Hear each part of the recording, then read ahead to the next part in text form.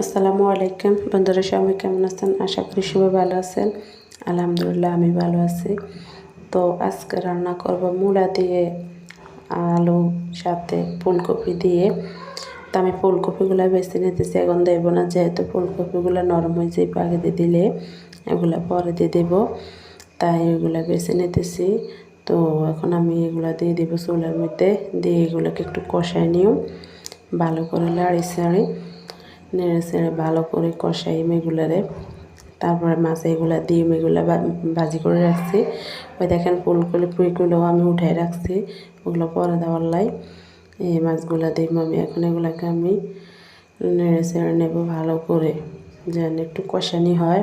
কষানি হইলে তারপর আমি এই মাছগুলা ফুলকপিগুলা দিই, আবার যেন এগুলো একটু হয়ে যায়। তো এগুলো হয়ে গেছে, যাকে এখন আমি ফুলকপিগুলো দিয়ে দিয়েছি। দেখেন কি সুন্দর কালার তরকারির, আর আমাদের এরা একটু জাল খায়, তো কালার অনেকটা সুন্দর হয়েছে ফুলকপির আর তরকারিগুলার। তো এগুলাকে আমি কতক্ষণ নাড়ে চেড়ে নিয়ে কষায়, তারপর আবার ঢাকনা দিয়ে গোড়াতে রাখুন।